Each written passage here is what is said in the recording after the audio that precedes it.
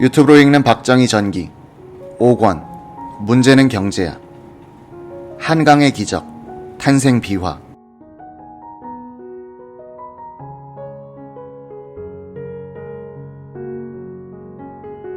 한강의 기적을 이루는데 견인차 역할을 한 경제기획원이 창설된 것은 1961년 7월 22일이었다. 초대 원장으로는 재무장관에서 영전한 김유택이 임명됐다. 송효찬 내각수반은 기획원 발족에 즈음한 담화문에서 과거에는 경제정책을 수립하여 그 집행을 감독하고 경제부처를 종합조정하는 기관이 없음으로 해서 각 부처 간의 유기적인 협조가 이루어지지 못하고 가용자원의 효율적인 사용에 많은 저해를 받아왔다고 지적했다. 그는 과거의 경제정책이 나열주의에만 그치고 이를 조직화하고 일원화하는 기능이 박약했던 결함을 거울 삼는 한편 경제의 합리적인 계획 수립과 강력한 집행, 지속적인 조정, 계획적인 평가의 4가지 요소가 실제 운영면에서 반영돼 경제 상황이 실질적으로 성장 발전되기를 크게 기대에 마지 않는다고 덧붙였다. 이날 최고회의는 유원식 재경위원회 위원을 위원장으로 하고 정소영 등 4사람의 실무자들이 만들어낸 종합경제 재건계획을 발표했다. 최고회의는 건설부, 한국은행, 기획위원회에서 각각 작성한 경제개발계획을 종합한 이 재건계획을 발표하면서 각계각층의 기탄없는 비판을 요망하며 그러한 비판을 종합하여 최종안을 작성할 것이다 라고 했다. 경제기획원은 신설된 것이 아니고 건설부가 확대, 개편된 것이었다. 이 건설부는 지금의 건설교통부와는 관계가 없는 부서이다. 이 건설부는 민주당 시절의 부흥부가 혁명 직후 이름을 바꾼 것이다. 그 사연은 이렇다. 5.16 직후 군사혁명이 성공하고 있는지 미국의 반대로 실패할 것인지 아직 불투명하던 때였다. 부흥부 장관으로 임명된 박기석 대령은 조사과장 정재석을 불렀다.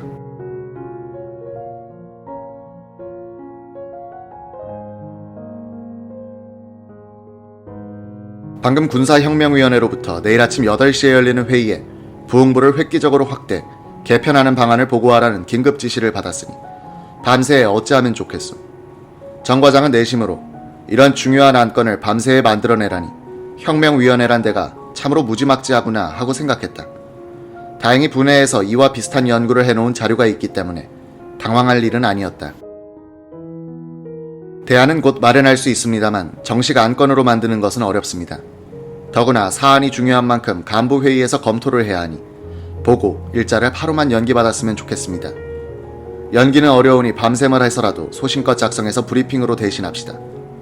정재석은 준비가 되어 있었던 개편안을 가지고 근처 여관에 들어가서 1안 경제기획원, 2안 개발부로 정리하여 2장의 차트로 만들었다. 민주당 정권 하에서도 중앙기획기구를 만들어야 한다는 생각을 하고 재무부 예산국장 이한빈, 부흥부 기획국장 이기홍 등 4사람으로 조직된 정부기구 개편 소위를 가동하고 있었다. 정재석은 이 소위의 간사였다. 다음날 정재석은 옛 국회의사당을 점거하고 있던 최고회의 사무실로 갔다. 들어가 보니 결전을 앞둔 작전주의본부에 찾아간 느낌이었다. 혁명위원들은 전투복 차림에 권총을 차고 수견이 앉아 있었고 정면에는 낯이 익은 장도영 육군참모총장과 함께 낯선 소장이 앉아 있었다. 사회자가 개회를 선언하자 위원들은 일어서더니 혁명 공약 6개항을 함께 외우는 것이었다. 패기만만한 정재석 과장은 생소한 분위기에 압도되지 않고서 부흥부 확대 개편안을 열성적으로 설명해갔다. 6.25 전란의 부흥과업은 일단락되었으니 이제는 정부 주도하에 경제개발에 착수해야 합니다. 그러자면 중앙에 강력한 개발센터가 필요합니다. 부흥부의 주 기능에 재무부의 예산국과 내무부의 통계국을 흡수하여 내각 서열상 으뜸으로 격상시켜야겠습니다. 명칭도 부가 아니라 경제기획원으로 하는 것이 타당하겠습니다.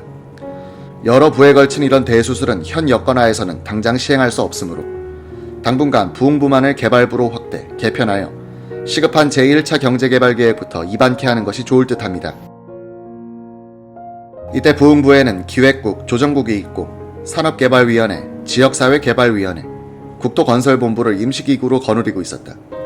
정재석은 이런 내외기구들을 통합하여 종합기획국, 물동계획국, 국토건설국, 지역사회국으로 재편할 것을 건의했다.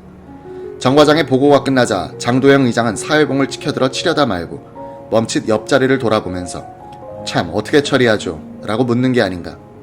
그제야 정재석도 이 과묵하게 생긴 소장이 바로 혁명을 주도했다는 박정희구나 하는 생각을 하기도 했다. 박정희는 무뚝뚝한 표정으로 이렇게 말했다. 귀간의 보고 내용은 우리 혁명군의 의욕을 잘 반영한 것 같소. 건의한 대로 우선 제2안을 채택해서 경제 제일주의를 실천토록 하겠소. 앞으로 혁명 기반이 어느 정도 잡히는 대로 1안의 경제기획원으로 옮겨가겠소. 한 석 달쯤 걸리겠지. 따라서 내용은 보고한 대로 결정하되 2안의 개발부 명칭만은 건설부로 고쳤으면 하오. 정재석 과장은 반론을 폈다.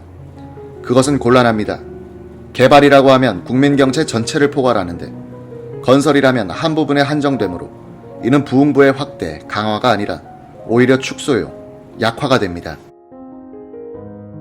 물론 이론적으로는 그렇겠으나 개발이라는 말은 나에게도 생소한데 어찌 일반 국민들이 알아듣겠소.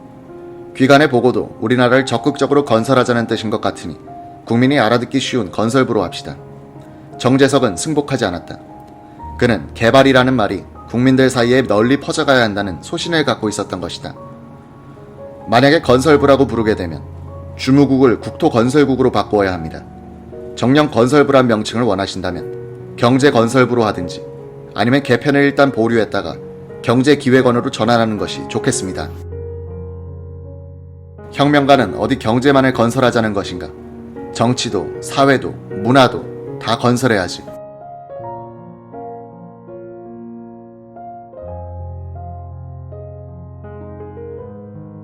건설부란 명칭을 둘러싼 부흥부 조사과장 정재석과 박정희 소장 사이의 공개적인 논쟁은 여러 최고위원들이 지켜보는 가운데 계속됐다. 정 과장이 또 반론을 폈기 때문이다. 당부는 원조 교섭 등 대외 협력상 영어 명칭이 중요합니다.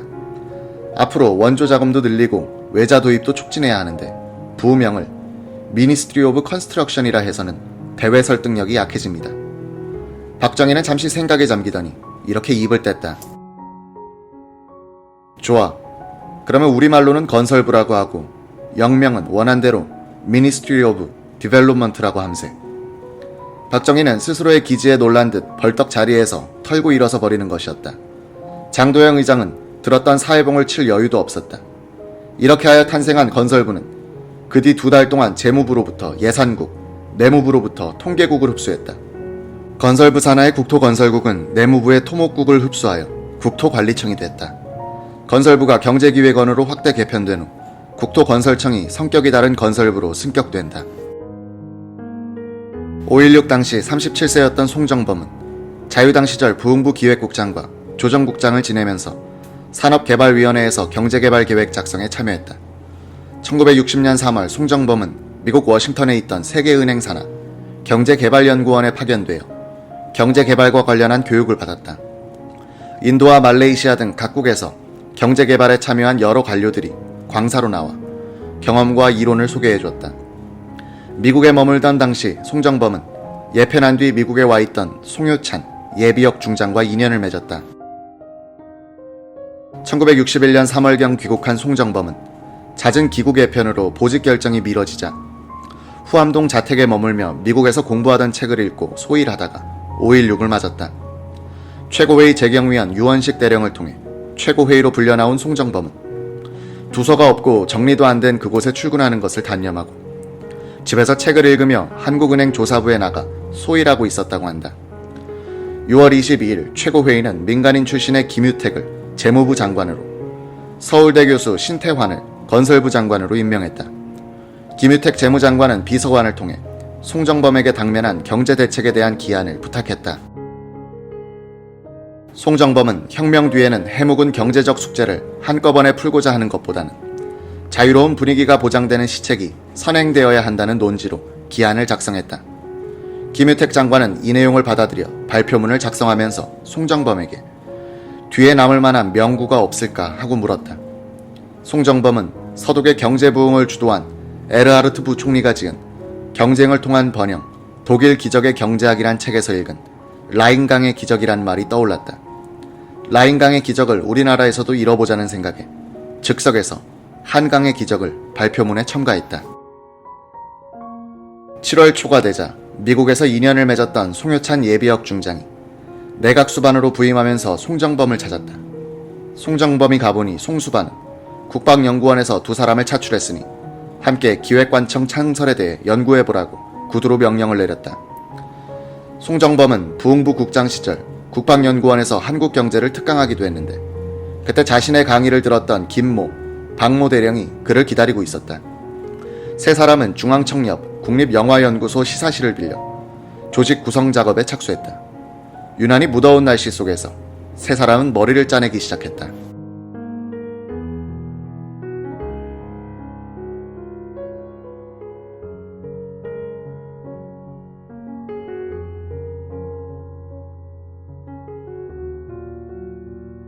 나라 살림의 틀을 새롭게 짜고 능률을 높이자면 어떤 모양의 기구가 적합한지, 새롭게 등장할 기획 관료들이 틀에 짜인 기존 부처와 원만한 관계를 유지할 수 있을 것인지 등등의 문제가 머리를 복잡하게 만들었다. 송정범의 회고.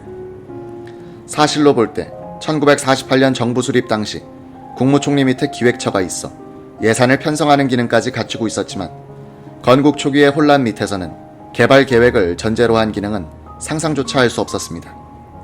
1955년에 등장한 부흥부는 원조 업무에만 편중되어 예산 편성권은 재무부에 속해 있었습니다. 단적으로 말해 재원이 두 곳에서 분리, 운영된 이원제였죠. 이런 단점을 해결하자면 재원을 한 곳으로 모아야 했어요. 우리가 얻은 첫 번째 결론은 계획과 예산의 일체화가 필요하다는 것이었습니다. 더욱 큰 문제는 경제기획원장의 기능과 행정상의 지위 문제였어요.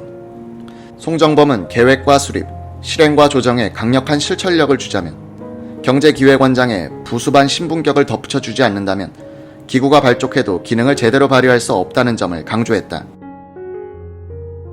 해외의 사례도 참조했습니다. 행정관서의 영역이 오랜 전통으로 굳어진 일본의 경우 경제기획청을 두고 있지만 조정력이 거의 없었습니다. 인도의 플래닝 커미션도 부처 사이에 요구를 배분만 하고 있어 우리나라 실정에 맞지 않았습니다. 세계은행에서 비교 연구된 개발기구에 대한 자료와 미르달 교수의 경제이론과 저개발지역이란 책은 참조할 만했죠. 송정범과 두 대령은 경제기획원 설치안을 만들어 내각에서 3차례, 국가재건 최고회의에서 한 차례 보고 설명회를 가졌다. 내각에서는 경제기획원의 권한이 지나치게 강하다는 논란이 일어났다. 송정범에게 경제대책기한을 의뢰했던 김유택 재무장관조차 재정과 금융의 보완 관계를 들어 예산국의 이전은 전통적인 재무부 기능을 없애려는 것이라며 반대했다. 의견 백출의 전시장 같았다. 내무부의 통계국만 이전이 순조로웠다. 유튜브로 읽는 박정희 전기 5권. 문제는 경제야. 지도받는 자본주의.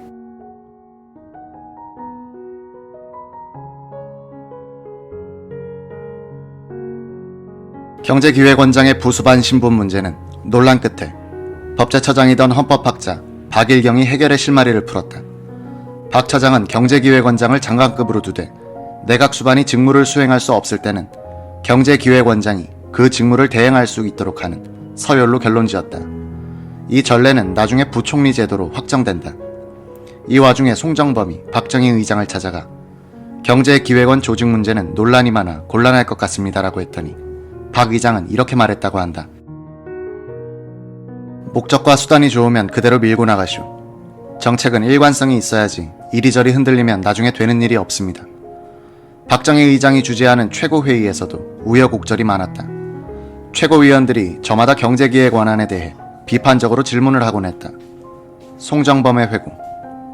그때는 인플레, 실업, 식량 부족으로 좌절감에 젖어있는 국민에게 미래상과 그 수단을 제시해야 할 절박한 처지에 직면해 있었습니다. 경제를 잘 모르던 최고위원들은 이런 초조함 때문에 대안도 없이 신경질적이었던 것 같습니다. 그런데 박정희 의장은 경제기획원의 원안을 전면적으로 지지하고 나섰어요. 그는 정교한 수사를 동원하지 않고 이 기구로 5개년 계획을 밀고 나가자고 결론지었습니다. 아무도 반대를 못했죠. 혁명정부는 7월 22일 건설부를 폐지하고 경제기획원을 신설하는 경제기획원 직제 및 국토건설청 직제안을 공포했다. 경제기획원 초대 원장은 한은 총재와 재무장관을 지낸 김유택이 기용되고 3파역을 맡은 송정범은 부원장을 맡았다. 이후 경제기획원장이 경제부처를 통솔하고 경제장관회의를 주재하는 제도가 정립되기 시작했다.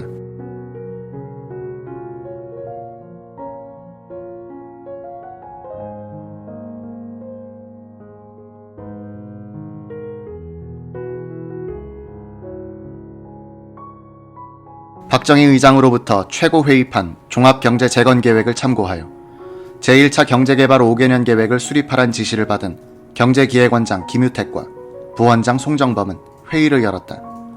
시멘트 공장을 만들자. 제철소가 있어야 한다. 정유 공장을 건설하자. 발전소가 모자란다. 비료 공장을 세우자 등 많은 의견들이 쏟아졌다. 고속도로를 닦아야 한다는 의견도 제시됐다. 방법론은 없고 목표만 내세우는 들뜬 분위기였다. 경제기획원이 맨 먼저 봉착한 문제는 성장률이었다. 최고회의를 통해 발표된 종합경제재건계획에서 결정한 성장률은 연평균 7.1%였는데 이병철 삼성물산 사장이 회장으로 있던 한국경제인협회에서는 경제성장률이 최소한 연 10%는 되어야 한다고 주장했다. 반면 학계에서는 외국에서도 7% 성장의 예가 없다. 돈도 없는데 어떻게 7.1%의 성장을 바라는가라며 탁상공론이라고 비판했다. 송정범은 IBRD 산하경제개발연구원에 있으면서 배운 지식을 활용했다. 개발정책을 다룬 각국의 경험자들은 성장률을 책정할 때 정치적인 목표치로서의 성장률을 절대로 피해야 한다고 강조했다. 그들은 송정범에게 실업자를 구제하기 위한 최소치를 기준으로 삼으라고 충고했다. 송정범은 이 충고에 따라 기준치를 정한 뒤 수출 정책을 고려해 연평균 성장치를 책정했다고 한다. 그 결과는 최고회의판 종합경제재건 계획에서 제시한 7.1%와 맞아떨어졌다. 송정범은 결과적으로는 재계와 학계의 중간치처럼 보이지만 실은 계산에 의한 결과라고 증언했다. 경제기획원에서 두 번째로 봉착한 문제는 농어촌 발전계획이었다. 박정희 의장은 기회가 있을 때마다 농촌을 잘 살게 해야 한다고 강조했지만 고도 성장을 위해서는 1차 산업의 상대적 후퇴를 감수해야 할 처지였다. 상공부와 농림부 간의 마찰도 컸다. 송정범 부원장이 박정희 의장에게 이런 갈등을 보고하면 박 의장은 서로 협의를 잘해서 타결짓도록 하시오 라고만 했다. 결국 대회 발표만은 농공병진 정책을 추진하는 것으로 하되 실제는 종자 개량과 비료공장 건설을 고려한 선에서 공업화 중심으로 결정을 보았다. 송정범은 외자는 자유롭게 도입할 수 있도록 결정했다. 국내 저축이 모자라고 미국의 원조도 감축되는 상태에서 외환 보유고도 부족하여 경제성장 전략은 자연스럽게 외자 도입에 의한 수출 주도형으로 초점이 맞춰졌다. 한국에 외자를 주려는 나라가 없다는 게 문제가 되자 경제기획원은 외자 도입 촉진위원회를 구성하기로 결정했다. 제1차 경제개발 5개년 계획의 윤곽은 10월 말에 드러났다.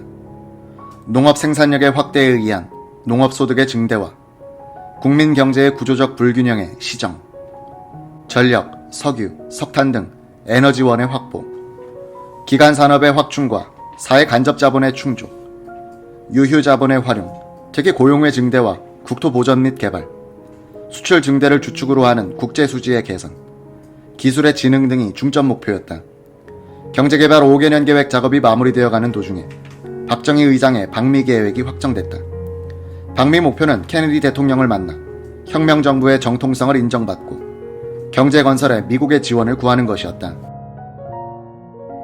경제기획원은 박 의장에게 필요한 자료를 준비해 올리고 송정범은 세계은행 등과의 협의에 골몰했다. 박 의장의 미국행에 천병규 재무장관과 송정범 경제기획원 부원장이 공식 수행했다. 박정희 의장이 케네디 대통령과 만나는 동안 송정범은 미 국무부 해외개발처 해밀턴 처장과 실무협의에 들어갔다. 미국 측은 한국의 경제개발 5개년 계획을 지나치게 의욕적인 계획으로 평가했다. 해밀턴 원조처장은 7.1% 성장률을 목표로 정한 것은 선진국에서도 예가 없다. 제철, 정유, 조선, 비료, 시멘트 공장을 세운다는데 이것이 한국에 필요하다는 것은 납득하겠지만 그러나 한꺼번에 어떻게 하겠다는 것인가? 적어도 20억 달러 이상의 외자가 필요한데 한국에 누가 그런 많은 돈을 빌려주겠는가? 라며 난색을 표시했다.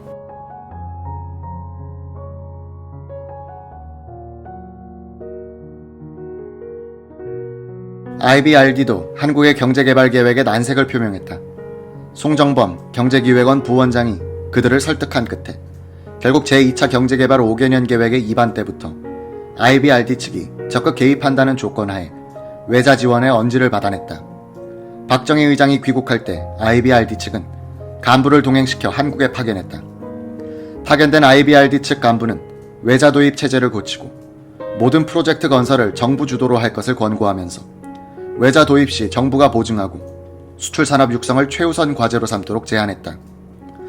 IBRD 측의 권고를 받아들인 경제기획원은 제1차 경제개발 5개년 계획의 기본 골격은 그대로 둔 채 부분적인 수정을 했다. 1962년 1월 1일 경향신문은 이틀에 걸쳐 신춘 경제자담회란 제목의 대담 기사를 실었다. 재계 대표로 이병철 삼성물산 사장이, 학계를 대표해서는 육지수 서울대 경제학 교수가, 정부에서는 송정범 경제기획원 부원장이 대담에 참석했다. 이 자리에서 이병철은 더 큰 계획을 세워야 합니다. 경제개발에 대한 국민의 기대는 큽니다.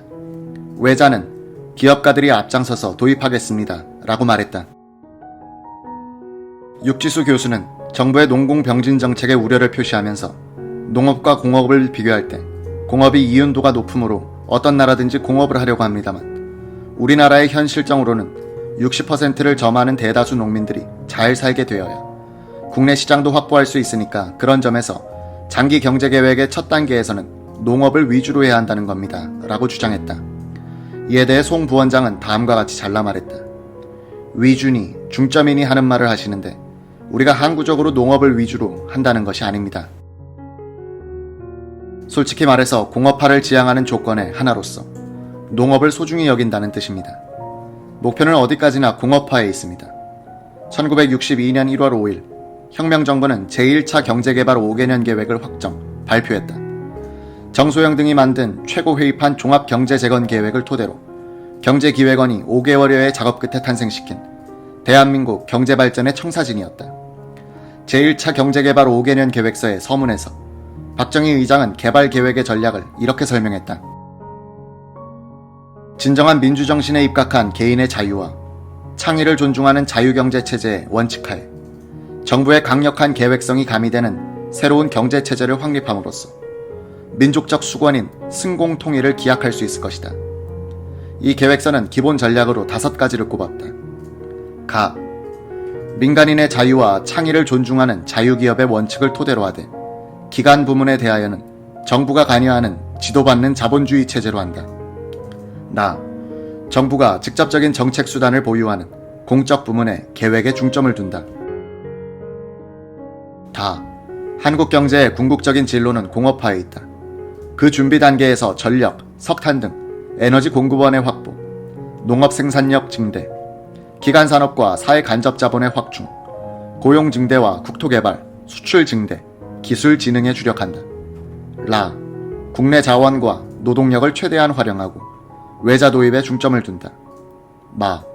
국방비는 불가피한 자연 증액만을 인정한다. 이승만 대통령은 자유당 시절에 부흥부에서 경제개발 5개년 계획안을 만들어 보고하자 5개년 계획이라니 그건 소련 공산당들이나 할 일이 아닌가라고 강한 거부감을 나타냈다고 한다. 관료들은 노 대통령의 심기를 건드리지 않으려고 2년을 깎아서 3개년 계획안으로 바꾸기도 했다.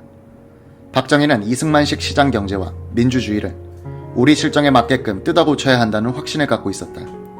경제는 국가가 적극적으로 시장에 개입, 주도하는 식으로 하고 정치도 국가가 국민들을 교도하는 식으로 해야 한다고 해서 교도민주주의라는 말을 쓰기도 했다. 교도민주주의나 지도받는 자본주의는 동전의 양면이다.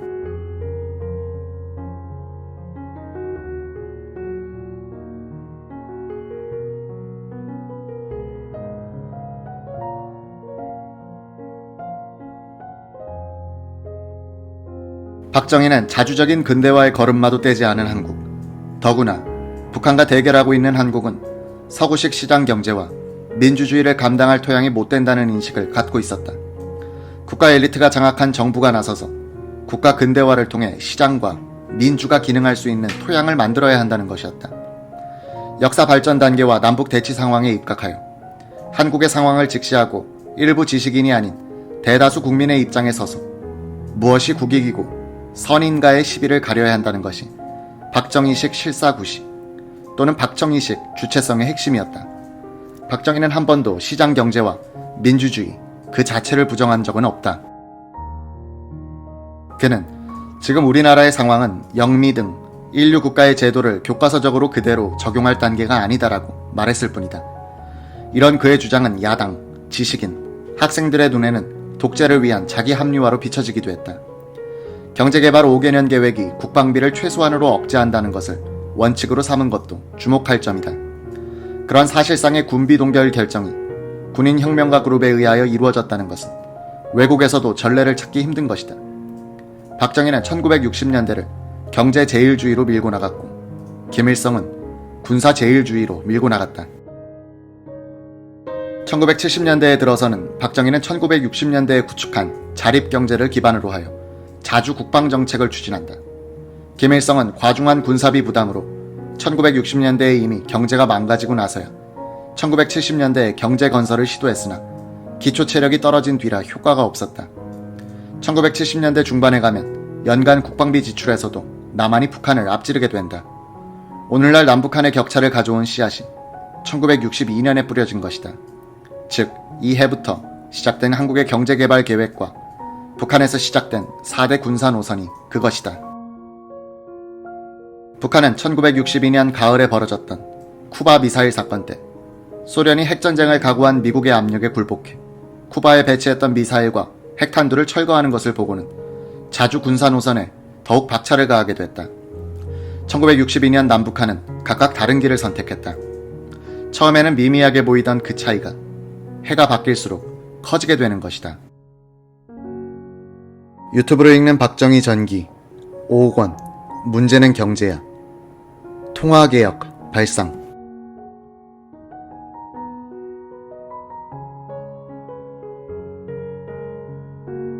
제1차 경제개발계획상의 1차 연도인 1962년의 남한 인구는 약 2,500만 명. 당시의 인구 증가율은 연 2.9%나 됐다.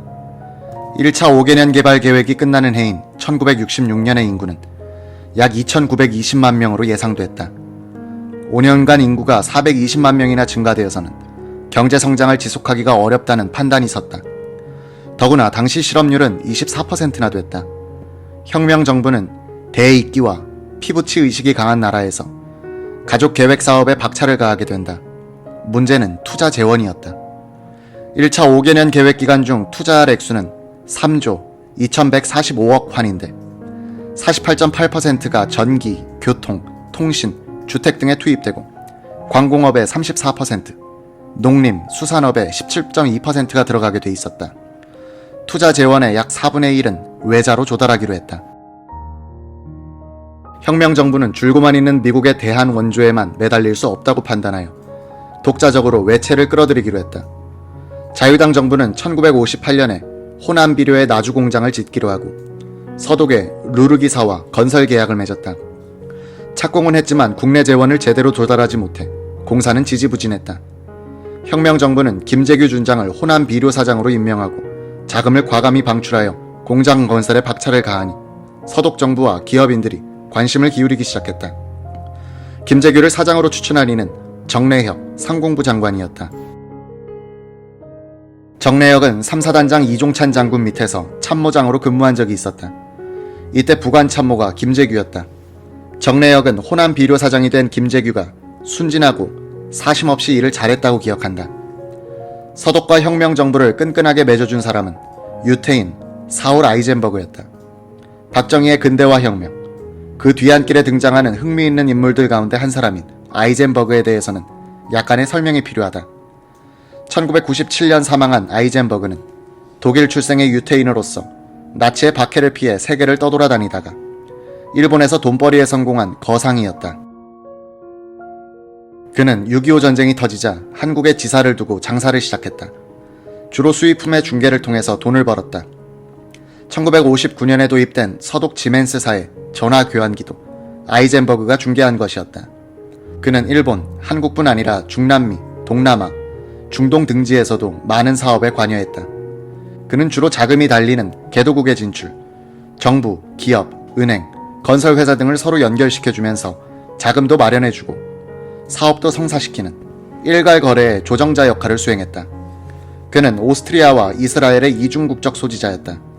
오스트리아 출신인 프란체스카 여사와도 친분이 두터웠다고 한다.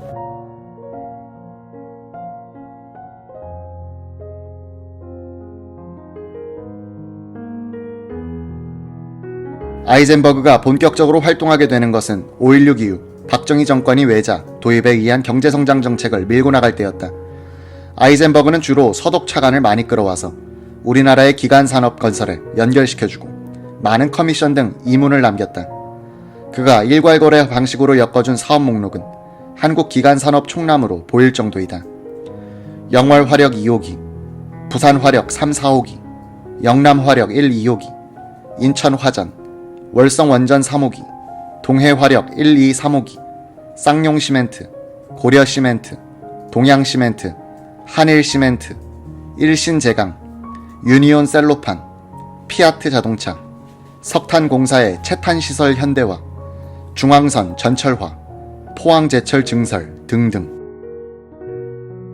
미국으로부터의 원조가 줄어들 때라 박정희 정권은 아이젠버그가 주선하는 차관이 이자율이 매우 높다는 것을 잘 알면서도 받지 않을 수 없었다.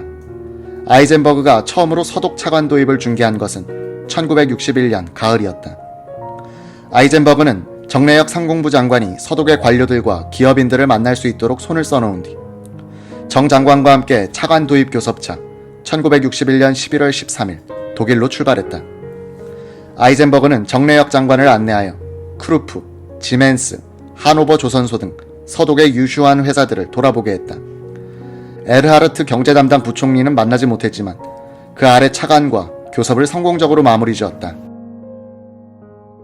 서독 정부의 장기 차관과 민간 투자를 합쳐 3,750만 달러 상당의 마르크화를 1962년에 한국 정부에 제공하기로 한 것이다. 이것은 혁명정부 최초의 공공차관 도입이었다.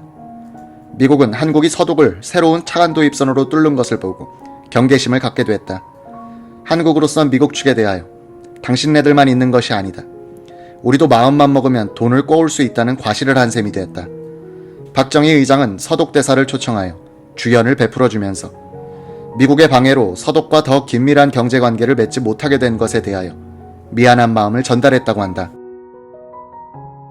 경제개발계획의 성패를 좌우할 재원 조달의 골머리를 앓고 있던 박정희 의장은 1961년 여름에 엄청난 결심을 하게 된다. 1961년 9월 초였다. 천병규 재무장관은 오스트리아 빈에서 열리는 IMF 연차총회에 참석하러 가기 며칠 전 최고회의 재경분과위원 유원식 준장으로부터 식사를 같이 하자는 연락을 받았다. 삼선교 부근에 있는 유원식의 집을 찾아가서 담소를 하는데 유 준장이 이런 말을 꺼냈다. 경제개발을 하는 데는 외자 동원도 어렵지만 내자가 더 문제입니다. 우리나라에 있는 화교들이 숨겨가지고 있는 돈이 1,000억 환은 된다고 합디다. 그 돈을 끌어낼 수만 있다면 숨통이 트일 터인데. 천병규는 그때 통화량이 2,830억 환인데 아무리 화교들이 현금을 많이 가지고 있다 한들 그렇게나 될까 하고 반신반의했다. 유원식은 자꾸 통화개혁 쪽으로 화제를 끌고 가는 것이었다. 경제개발에 투자할 내자를 동원하고 돈의 소재를 파악하여 부의 편제를 시정하는 목적으로서 통화개혁의 필요성을 이야기하는데 천병규는 너무 엄청난 발상에 찬성도 반대도 하지 않았다. 천 장관은 이건 유 의원 생각이요 아니면 박 의장 생각이요 라고 물었다. 박 의장께서도 알고 있으니 내일 한번 만나보시오.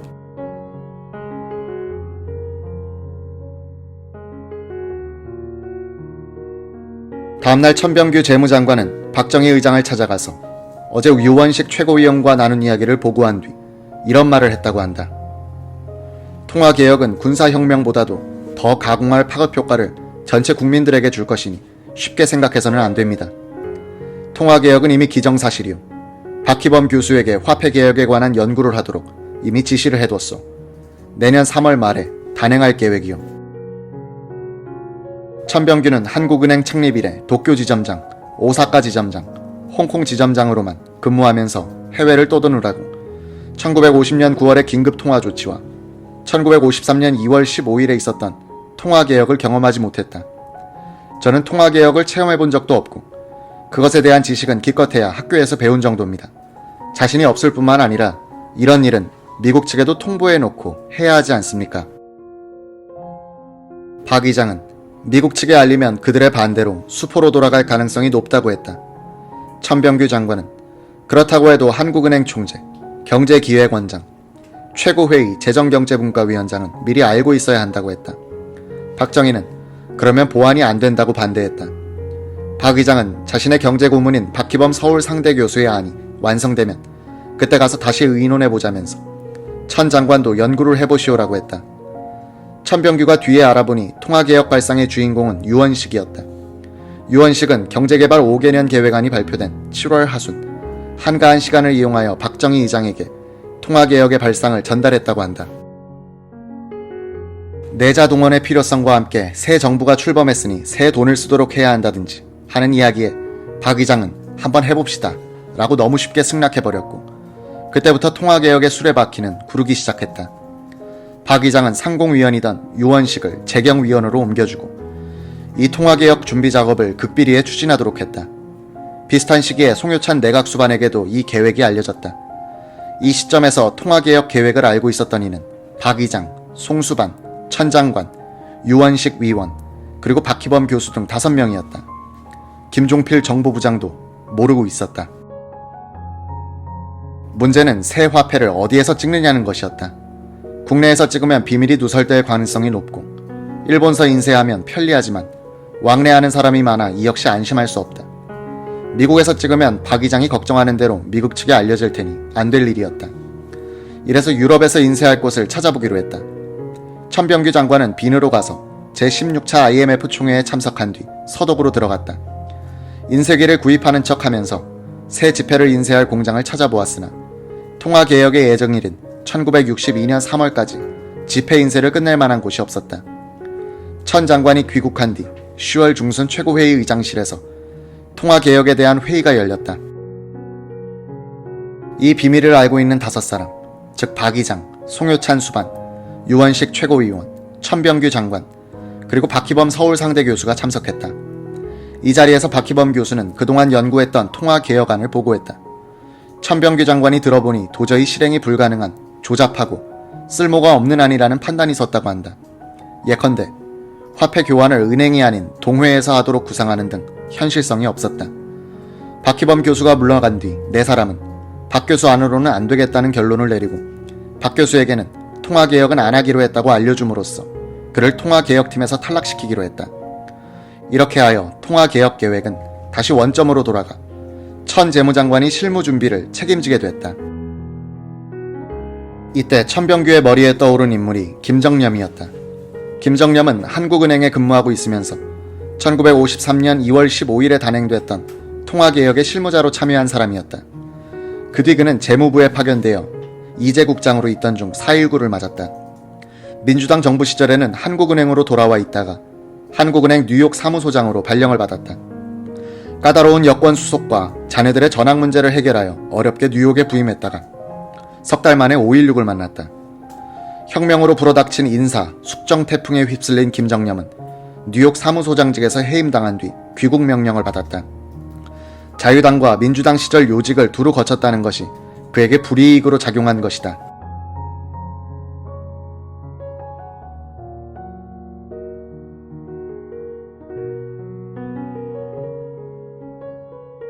한국은행으로 복귀한 그는 인사부 소속 참사란 직함을 가지고 아무 보직도 없이 소일하고 있었다. 천병규 재무장관은 귀국 인사차 들른 김정념에게 정부에서 같이 일해보자고 했으나 그는 펄쩍 뛰면서 다시는 공직을 맡지 않겠다고 하는 것이었다. 천 장관은 어떻게 하든지 김정념을 통화개혁에 참여시켜야겠는데 그런 제의를 했다가 거절당하면 기밀만 누설되니 절대로 물러설 수 없는 것이고 그렇다고 강제로 그런 일에 끌어들이자니 인정상 못할 짓이라 고민을 많이 했다. 천 장관은 우원식 중장을 찾아가 의논했다. 통화개혁을 실무적으로 성공시키려면 이 사람을 꼭 잡아야 합니다. 통화개혁뿐 아니라 여러 가지로 유능한 인재이므로 혁명정부에서 기용해 주었으면 합니다. 그런데 본인은 싫다고 하니 나로서는 어떻게 할 수 없습니다. 유원식은 시원스럽게 대답했다. 문제 없습니다. 이름과 주소만 가르쳐 주세요. 며칠 뒤 유원식은 천 장관에게 연락을 해왔다. 김정념 씨를 모셔다 놓았으니 만나려면 만나보십시오. 김정념은 중앙정보부 군내의 한 사무실에 있었다. 유원식은 그에게 통화개혁에 대해서는 이야기하지 않고 그냥 경제개발에 대해서 연구를 하라고 한 모양이었다. 천병규 장관도 시치미를 떼고 김정념을 격려했지만 속으로는 사람 문제는 해결되었으니 이제는 인쇄소를 결정할 때 라고 생각했다고 한다. 유튜브로 있는 박정희 전기 5권 문제는 경제야. 울산공업단지 건설.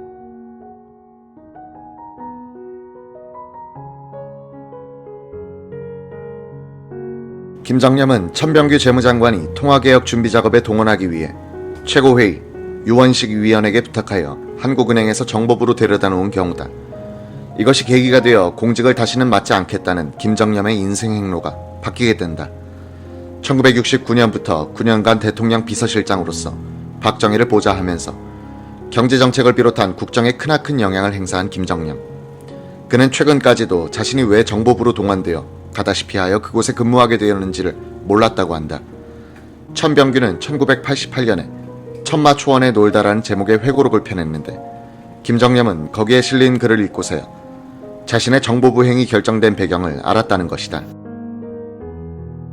유원식의 지시를 받은 정보부 간부 강성원은 한국은행으로 연 3일간 출근하다시피 하여 김정념에게 정보부에 와서 우리를 도와달라고 부탁했다. 김정념은 한국은행에서 재무부 이재국장으로 파견된 뒤 관계에서 고생한 것이 잊혀지지가 않아 매정하게 거절했다.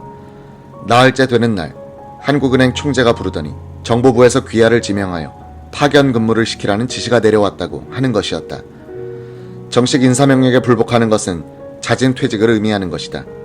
김정념은 내키지 않았지만 정보부 정책연구실의 자문위원으로 출근하기 시작했다. 나가보니 최기화, 이종극, 김성희, 김운태, 박관숙, 유진순 등 각계 전문가들이 일하고 있었고 김학렬은 이곳에서 일하다가 정보 쪽으로 떠났다는 것이다. 김정념은 이곳에서 현안 경제 문제에 대한 의견을 써내면서 시간을 보냈다. 그러던 어느 날 천병규 장관이 오더니 김정념을 데리고 유원식 위원을 소개시켜주고 돌아갔다. 유원식은 김 선생 이야기는 많이 들었습니다. 1953년 2월에 긴급 통화금융조치를 기한했다면서요 라고 하더니 이렇게 말하는 것이었다. 통화개혁에 대한 연구를 좀 해주세요. 각국의 통화개혁의 신뢰, 우리나라 통화개혁 시의 준비사항, 통화개혁의 구체적인 내용, 사후 대책 등에 관련하여 연구를 하셔서 보고서를 써주십시오. 통화개혁을 하겠다는 것은 아니고 다만 통화개혁에 대한 조사를 하는 것이니 쓸데없는 오해를 받지 않기 위해서라도 보안이 유지돼야겠습니다. 유 위원은 비밀작업에 적당한 장소라면서 서울시청 뒤의 한 건물 2층으로 김정념을 데리고 갔다. 여자 직원이 근무하는 부속실, 그 옆에 잘 차려진 집무실, 그리고 그 뒤쪽에 벽 전체에 검정 융단에 커튼이 쳐져 있는 방이 있었다. 김정념은 혼자서 이 방을 쓰면서 통화개혁에 대한 보고서를 써 올렸다. 유원식은 수고했다면서 지금 주미대사관 경제참사관 자리가 비어있는데 가지 않겠는가라고 물었다. 김정념은 즉석에서 좋다고 했다.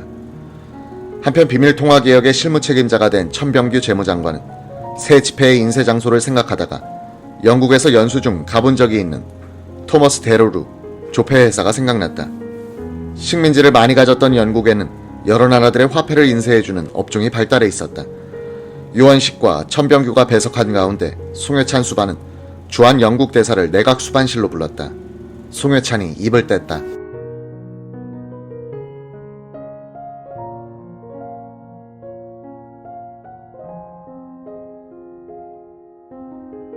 당신 나라의 화폐 제조를 발주할 생각이다. 비밀 유지를 책임질 수 있는가? 우리의 화폐개혁 계획을 본국 정부에 꼭 보고해야만 하는가? 보고는 해야 한다. 기밀 유지는 책임진다. 인쇄 가능 여부는 본국에 조회하여 이틀 후에 알려주겠다. 이틀 뒤 영국 대사는 작업은 가능, 비밀 유지를 책임진다는 답을 해왔다. 새 화폐를 발주하자니 권종별 인쇄 수량을 계산하는 문제가 남았다. 천 장관은 누구에게 물어볼 수도 없어 자신이 직접 한국은행에 통계자료를 갖다 놓고 어림짐작으로 계산을 했다. 그리고는 서독으로 차관 교섭을 위해서 떠나던 정래혁 상공장관에게 부탁하여 토머스 데라루사와 인쇄계약을 미리 맺어주도록 했다. 천병규는 박정희 의장이 케네디 대통령을 만나러 가는 일행에 끼었다가 미국에서 바로 영국으로 가기로 했다. 기자들의 추적을 따돌리기 위해서였다. 기자들 앞에서 박정희 의장은 미리 짠 각본에 따라 쇼를 벌였다. 미국행 비행기 안에서 박 의장은 기자들이 들으라고 소리쳤다. 어이 천 장관, 영국에서 초청을 받았다지. 예 카카. 이번 카카의 방미에 제가 수행한다는 것을 알고 영국 경제단체에서 저를 초청했습니다. 4, 5일간 영국에서 시찰을 하도록 돼 있습니다. 박정희 의장이 미국으로 떠나기 전에 유언식은 통화개혁에 대해서 비로소 김종필 정보부장에게 이야기해 주었다고 한다. 워싱턴에서 박 의장 일행과 헤어져 영국에 도착한 천병규는 토머스 데라루사에 들렀다. 천 장관은 먼저 다녀간 정래혁 장관과 이 회사가 화폐 인쇄비를 646만 달러로 책정해 놓은 것을 발견했다. 1961년도에 우리나라 수출액은 3,800만 달러였다. 토마스 데라루사가 디자인한 소액권의 크기도 너무 작았다. 거의 우표만 했다.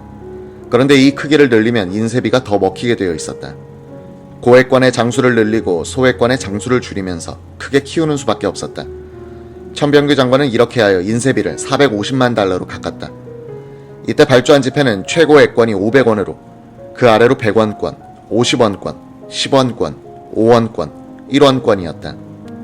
위조 방지를 위해서 500원권에는 금속 선입 특재지, 100원권 이하는 색사입 특재지를 썼다.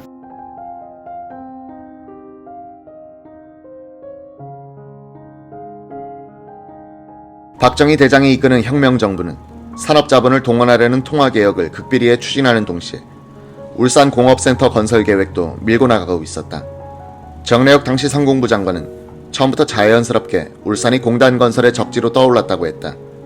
철강, 석탄, 석유 등 중량물들은 바다로 운송돼야 하고 공업융수가 있어야 합니다. 울산은 바다와 태화강을 함께 끼고 있고 일제시대에 이미 이곳에 정유공장을 옮기는 등 공단으로 조성한 계획을 세웠던 곳입니다. 박정희 의장은 일본의 콤비나트 같은 개념을 생각한 것 같습니다. 종합제철, 정유공장, 비료공장 등 큰 시설들을 한 군데 모아서 연관 효과를 높이려는 구상을 갖고 있었습니다. 미국의 대한원조기구 유솜의 책임자인 킬렌 처장은 한국 측이 너무 서둔다고 불평하기도 했습니다. 1940년대에 일본은 조선축항 주식회사를 통해서 울산을 인구 50만 명 규모의 공업도시로 건설하기로 하고 축항공사를 시작했다.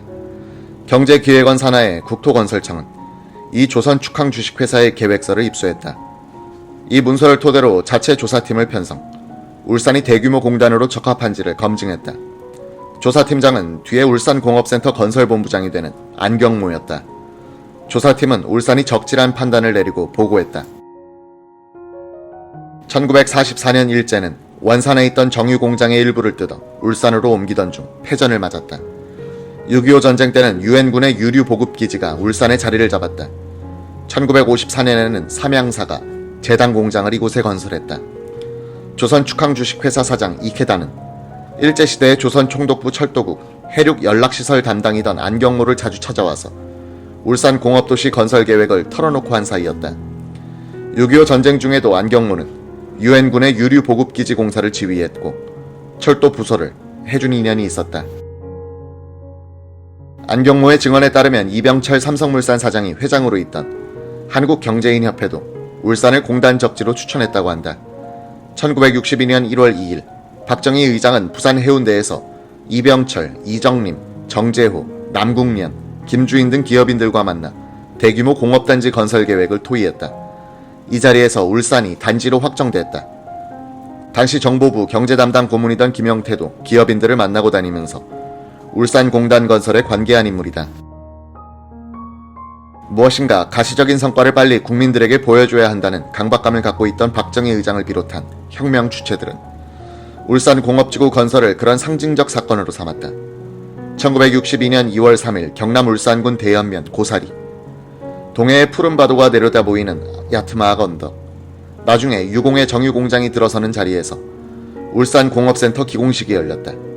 박 의장, 송여찬 내각수반, 최고위원, 이 공단 조성 계획에 반대했던 세뮤엘 버거 주한미국 대사를 비롯한 주한 외국인 사절들, 그리고 국내 기업인들이 참석했다. 이들은 서울에서 마산까지 특별 열차를 타고 왔다. 구경거리로 알고 몰려드는 주민들을 위해서 장생포, 울산 사이에 놓인 녹슨 철로에도 임시 열차가 쉬지 않고 군중을 나르고 있었다. 겨울인데도 포근한 날씨였다.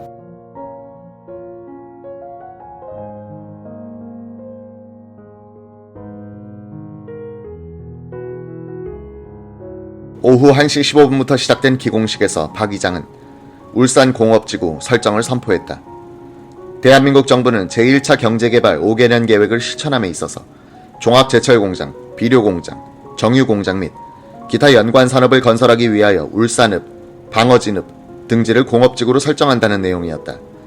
아직 들어설 공장들의 건설 주체나 부지도 결정되지 않은 상태에서 서둘러 기공식을 올린 것이다. 박정희 의장의 이날 축사는 그 내용이나 열정에서 그가 한 여러 번의 역사적 연설 가운데 하나로 꼽힐 만하다. 4천년 빈곤의 역사를 씻고 민족 수건의 부기를 마련하기 위하여 우리는 이곳 울산을 찾아 여기에 신공업도시를 건설하기로 하였습니다. 이는 루루의 기적을 초월하는 신라의 영성을 재현하는 것이며 이것은 민족 재흥의 터전을 닦는 것이고 국가 100년 대계의 보고를 마련하는 것이니 자손 만대의 번영을 약속하는 민족적 권리인 것입니다. 제2차 산업의 우렁찬 건설의 수레소리가 동해를 진동하고 공업 생산의 검은 연기가 대기 속에 뻗어나가는 그날에 국가 민족의 희망과 발전이 눈앞에 도래하였음을 알 수 있을 것입니다. 빈곤에 허덕이는 결의 여러분, 5.16 혁명의 진위는 어떤 정권에 대한 야욕이나 정체의 변조에 그 목적이 있었던 것은 아니었으며 오로지 이 결의로부터 빈곤을 구축하고 자손 만대를 위한 영구한 민족적 번영과 복지를 마련할 경제 재건을 성취하여야겠다는 숭고한 사명감에서 벌게했던 것입니다. 이 울산 공업도시의 재건이야말로 혁명정부의 총력을 다할 상징적 웅도이며 그 성패는 민족 빈부의 판가름이 될 것이니 온 국민은 새로운 각성과 분발 그리고 협동으로 이 세계적 과업의 성공적 완수를 위하여 분기 노력해 주시기 바람하지 않습니다. 이날 기공식이 끝난 뒤 참석자들은 경주 불국사 호텔에서 연회를 가졌다. 동석했던 김용태에 따르면 이 자리에서 미국의 유솜, 처장 킬레는 자본, 기술, 자원이 모두 부족한 한국이 이런 대규모 공단을 조성한다는 것은 시기상조다라며 축하 분위기에 찬물을 끼얹는 발언을 했다고 한다. 울산 공업단지 건설을 추진하는 데 있어서 핵심적 역할을 해왔던 김용태는 평소에도 반대하더니 이런 자리에 와서도 라는 생각에서 순간적으로 울분이 치솟아 킬렌의 멱살을 잡고 흔들었다고 한다. 그 3년 뒤 김용태가 국회의원들을 이끌고 월남을 방문하니 킬렌은 그곳의 원조기관에서 근무 중이었다. 킬렌은 반갑게 손을 내밀면서 말하더란 것이다. 울산 공업단지에는 많은 공장들이 들어섰다면서요. 그날 기공식 때는 내가 실언을 했습니다. 사과합니다. 김용태는 미국이 울산 공업단지 건설에 반대한 것은 개발도상국을 시장으로 삼고 있는 그들이 혁명정부의 의욕적인 자립경제 건설을 탐탁지 않게 생각하고 있었기 때문이라고 해석했다. 유튜브로 읽는 박정희 전기 5권 문제는 경제야. 군인들의 조바심, 기업인들의 명예심.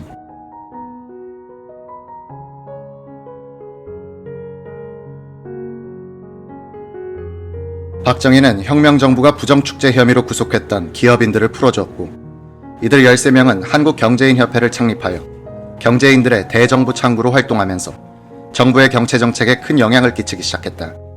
이 협회의 회장이 된 이병철 삼성물산 사장은 갈피를 못 잡고 있는 군사정부의 경제정책 방향과 전략에 우리가 돌파구를 마련해주고 실천해 보여주자고 결심했다고 한다.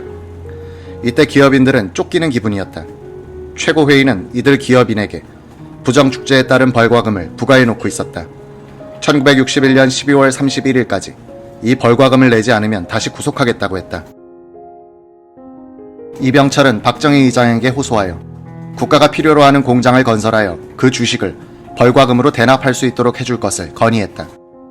이렇게 해주시면 우리 기업인들은 시간의 여유를 갖게 되고 정부 측에서도 기업인들이 과연 국가에 해를 끼쳤는가, 이바지를 했는가 다시 평가할 수 있을 것입니다.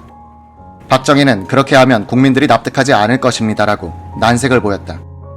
이병철도 지지 않고 필요하다면 국민들을 납득시키는 것도 정치라고 생각합니다. 경제인들을 활용해야만 경제 건설도 가능하지 않습니까? 라고 말했다고 한다. 결국 박정희는 이병철의 건의를 받아들였다. 이병철은 한국일보에 기고한 글에서도 부정축제자 처벌로서 제일 많은 피해를 입은 사람은 처벌 통보를 받은 기업인이 아니고 국가와 국민 대중이다. 1958년과 1959년에 GNP 성장률이 평균 6.1%였던 것이 1960년과 1961년에는 2.3%, 2.8%로 내려갔다. 다시는 소급법을 제정하여 경제사회의 발전을 저해하는 일이 없어야 할 것이다 고 주장하기도 했다. 기업인들은 기간 산업을 맡아서 건설하되 그 재원으로서 외자를 도입하는 길도 스스로 뚫기로 했다. 이들이 건설할 기간 산업으로 정한 것은 시멘트, 비료, 전기, 제철, 화학 섬유, 정유 산업이었다. 양회 공장은 쌍용의 전신인 금성방직이 맡기로 했다. 비료 공장은 삼성과 사모 및 조선경직이, 전기는 대한제분이, 제철은 대한양회, 극동해운, 대한산업, 동양시멘트에서, 화선공장 건설은 화신과 조선견직 및 한국유리가 단독 또는 합작으로 추진하기로 했다. 이병철과 극동해운의 남궁년 사장은 거의 매일 박정희 의장을 찾아가서 경제인협회에서 만든 기간산업 건설계획안을 설명하고 이를 건설하는 데 필요한 여건 조성에 대해서 대화를 나눴다고 한다. 박정희는 제철공장 하나만 해도 이를 건설하는 데 1억 3천만 달러나 든다지 않습니까? 정부 보유부를 전부 투입해도 모자라는데 하면서 난색을 보였다.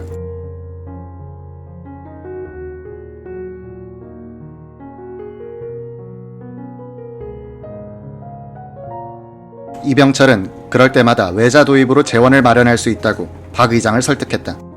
달리 대안이 없던 박 의장은 기업인들의 설득에 귀를 기울이지 않을 수 없었다. 이병철과 남궁년은 박 의장의 허락을 받고 1961년 9월 4일 미국 샌프란시스코에서 열린 국제산업회의에 참석하여 외자 유치 가능성을 탐색했다. 9월 13일 한국경제인협회는 5개년 계획에 소요되는 민간 외자 도입 추진 계획서를 마련해 최고회의에 제출했다. 9월 18일에는 박 의장과 경제인협회 회장단이 당면 경제 문제에 대한 의견 교환이란 회의를 가지고 외자 조달 방안을 논의했다. 이런 회의를 거쳐 협회가 마련한 것이 외자 도입 촉진책이었다. 그 골자는 다음과 같았다. 하나, 개별 기업의 교섭으로는 외자 도입이 어려우므로 미국, 일본, 유럽 등 세 지역에 외자 유치단을 파견한다. 둘, 민간 차관 도입 시 정부가 지불 보증을 해줄 것. 셋, 민간 경제 외교를 지원하기 위하여 해외 공관에 상무관을 주재시켜줄 것. 넷, 민간 기업이 외국의 기술자와 기업가들을 자유롭게 초청하여 공장 건설 등을 협의할 수 있도록 허가해줄 것. 다섯, 외자에 의한 공장 건설 시 내자를 최대한 융자해주는 동시에 후취 담보 제도를 마련해줄 것. 여섯, 외자 도입에 의한 기계 반입 시 가동에 필요한 원자재 수입을 허용하고 그 판매 대전으로 소요 내자를 충당하는 방안을 강구해줄 것. 7. 외국의 장기 금융기관을 유치토록 할 것. 8. 외자 도입 촉진법, 외환관리법, 이중과세 방지조약 등을 추진해줄 것. 박 의장은 외자 도입을 하는 기업에게 파격적인 혜택을 주는 이 제안을 받아들여 순차적으로 법제화해 갔다. 외자 도입에 의한 공업화, 수출입국 전략의 기초가 된 이 정부의 뒷받침은 한강의 기적을 가능하게 한 제도가 되었지만 동시에 정경유착을 배태하는 제도적 장치가 되었다. 이병철 같은 기업인들은 혁명정부가 농업 우선의 균형 성장 정책을 버리고 공업과 수출 중심의 불균형 성장 정책을 택하도록 하는데도 적지 않은 영향을 끼쳤다. 이병철은 박정희와 혁명정부 요인들에게 호진성 탈피의 지름길은 공업화뿐이요. 지금 이 시기를 놓치면 경제개발은 더욱 늦어지고 빈곤과 혼란의 악순환에서 벗어날 수 없게 됩니다. 라고 강조했다.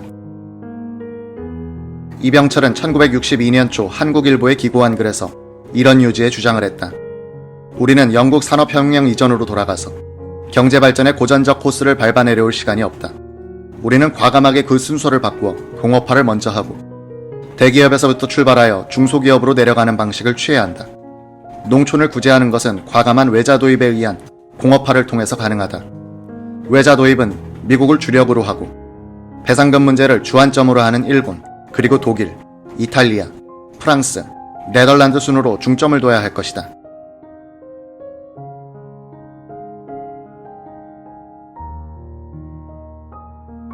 한국경제인협회 회장으로서 혁명정부 초기에 경제발전 전략 수립에 큰 영향을 끼쳤던 이병철 삼성물산 사장, 1963년 초 한국일보에 기고한 글에서 중농정책이 아닌 중공정책을 추진해야 할 이유를 예언적으로 설명했다. 나는 1인당 국민소득을 앞으로 178달러 수준으로 끌어올리는 것이 되어야 한다고 생각한다. 이는 필리핀, 터키와 비슷한 수준이고 정부의 계획보다는 많다. 앞으로 10년간 21억에서 23억 달러의 외자 도입이 성공하면 3년만 지나도 이미 건설한 공장에서는 수익이 나오게 된다. 그 수익을 매년 2억 달러로 본다면 이 자금을 민간 사업에 재투자할 경우 10년간 15억에서 20억 달러에 해당하는 공장 건설 자금을 새로 확보하는 셈이 된다. 총 40억 달러의 투자로서 400만 달러 규모의 공장 1000개를 지을 수 있다는 계산이 선다. 투자 총액의 약 70%에 해당하는 28억 달러의 연간 생산 증가가 가능할 것이고, 따라서 1인당 100달러의 국민소득 증가는 무난히 달성될 것이다. 이들 공장이 평균 500명씩 고용한다면 고용 증가는 50만 명, 부양가족을 계산하면 250만 명, 하청 중소기업과 유통단계에서의 고용을 계산하면 약 500만 명의 고용 증대를 기대할 수 있다. 이 숫자만큼 농촌 인구를 공업에 흡수할 수 있게 된다.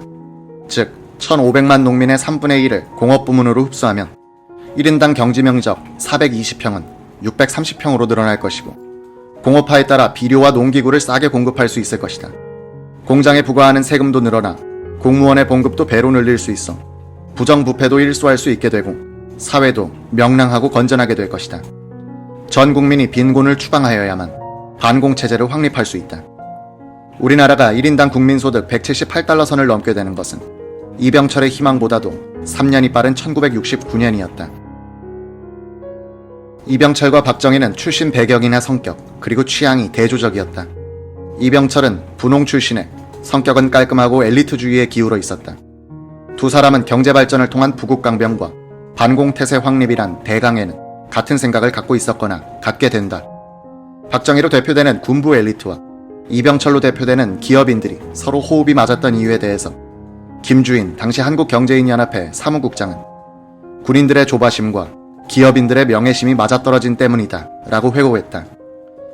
박정희 측은 국민들에게 보여줄 공장 건설 등 가시적인 실적을 원했고, 기업인들은 부정축제자란 불명예를 벗어던지기 위해서 하루빨리 기간산업을 건설해야겠다고 생각했다는 것이다. 이 무렵 박정희는 뒷날 외무장관이 되는 이동원에게 이런 푸념을 했다고 한다. 이 실장, 아무래도 내가 쿠데타를 잘못한 것 같소. 우리나라가 도둑맞은 초가집골이라는 것을 알았소. 광복 후 벌써 15년이나 흘렀소. 그럼 뭐 제대로 해놓은 게 있소. 다들 썩어빠진 정치인 때문이요. 정권욕에 눈멀고 입만 살아 번긋하는 그 못난 놈들 때문이요. 내 무식하잖소. 그래서 유명하다는 우리나라 경제학자들에게 물어봤소. 어떻게 해야 우리도 잘 살 수 있냐고. 그들이 그럽디다. 우리나라는 기본적으로 농업국가란 것이요. 자원도 기술도 없는, 결국 경제발전의 조건을 못 갖추었다는 거였소. 이 실장, 정말 우리나라는 가망이 없는 것이요.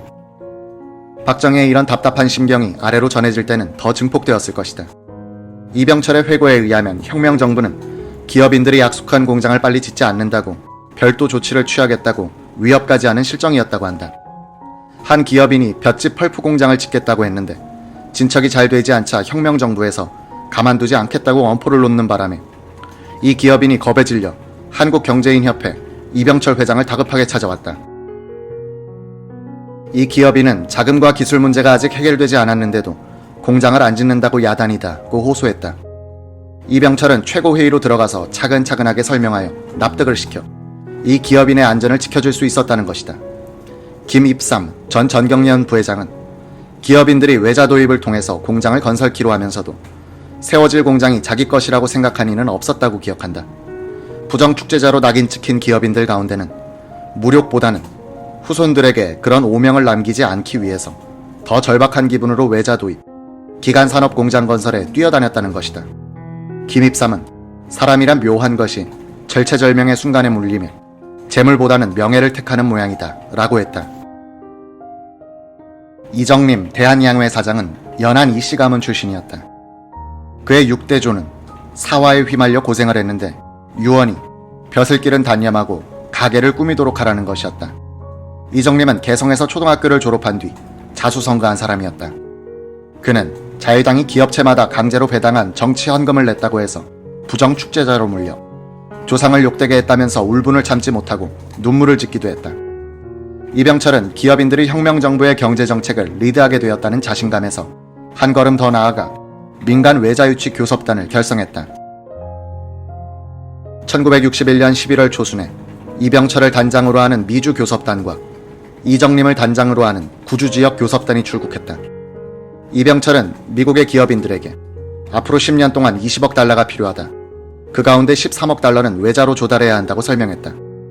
미국 기업인들은 임해 지역에 특별공업지역을 설치해야 투자를 논의할 수 있을 것이다 라고 조언했다. 비료공장 건설을 수건사업으로 생각하고 있었던 이병철과 정유공장 건설을 추진해왔던 극동해운의 남궁년은 이때 이미 울산을 공업지구로 점찍어 놓고 있었다. 미국 기업인들은 이병철 일행을 인도하여 피츠버그와 디트로이트 공업지구를 구경하도록 했다.